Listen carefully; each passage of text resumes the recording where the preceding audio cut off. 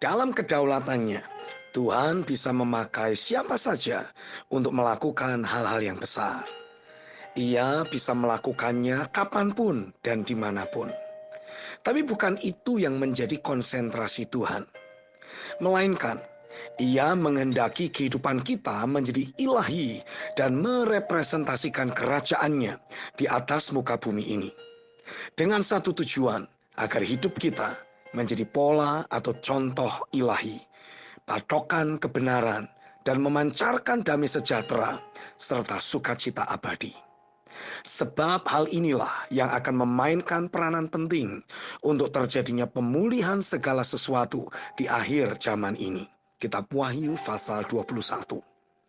Selama ini kita membaca dalam Alkitab bahwa murid-murid Tuhan Yesus juga dipakai untuk melakukan perkara-perkara yang besar.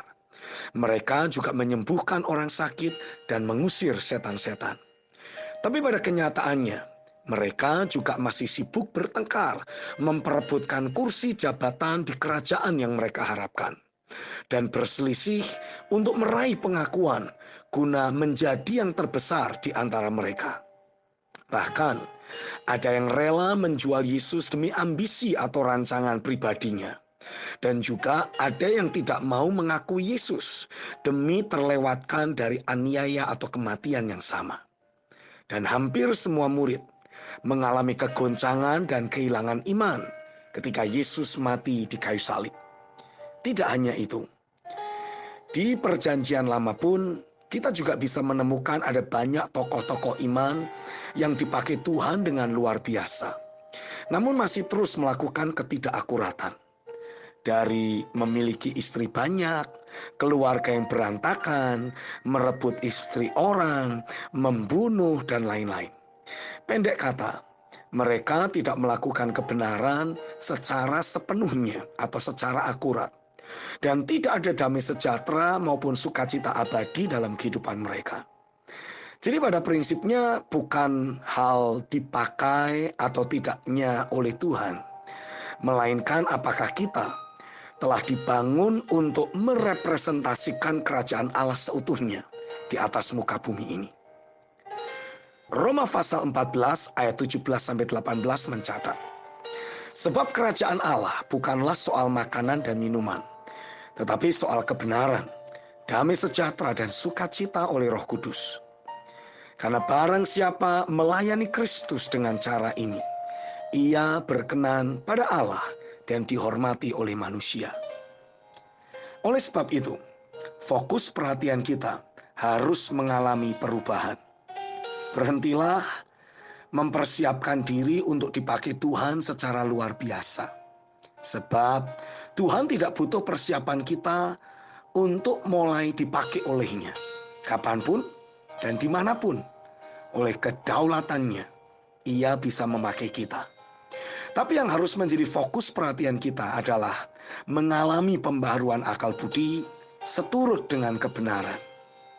Dalam dasar keyakinan, sikap hati, maupun gaya hidup, betul-betul terjadi penyelarasan oleh kebenaran. Dan memastikan setiap hari kita dilingkupi oleh damai sejahtera dan sukacita abadi. Ada aliran air hidup yang terpancar dengan deras. Itulah kehidupan yang memperkenan hati Tuhan. Untuk menjalani kehidupan yang memperkenan hati Tuhan, kita membutuhkan Roh Kudus-Nya. Dialah yang akan menuntun kita berjalan dalam segala kebenaran. Roh Kudus yang ada dalam batin kita akan memberikan dorongan-dorongan tertentu agar hidup kita terus dibangun menjadi makin ilahi. Akan ada dorongan untuk berdoa, membaca firman, deklarasi, maupun arahan-arahan lain yang memang harus kita lakukan. Bagian kita adalah mentaati Roh Kudus. Semakin sering kita mentaati Roh Kudus, maka semakin ilahi kehidupan kita. Sebab Roh Kudus akan membuat kita dicetak oleh kebenaran dan senantiasa memancarkan damai sejahtera serta sukacita ilahi dalam hidup sehari-hari. Sehingga Roh Kudus akan dapat memposisikan kita di tengah manusia sebagai representasi Kristus dan kerajaan sorga di atas muka bumi ini. Melalui kehidupan kita, segala bentuk maut yang membuat orang menjadi takut, khawatir, cemas, maupun berduka akan ditelan oleh kehidupan ilahi yang mengalir dari dalam batin kita. Kitab Wahyu pasal 21. Hidup kita akan menjadi kemah pertemuan antara manusia dengan Tuhan. Mereka akan sujud dan menyembah Tuhan yang sama yang kita sembah. Kerajaan sorga akan menjadi nyata lewat kehidupan kita. Amin.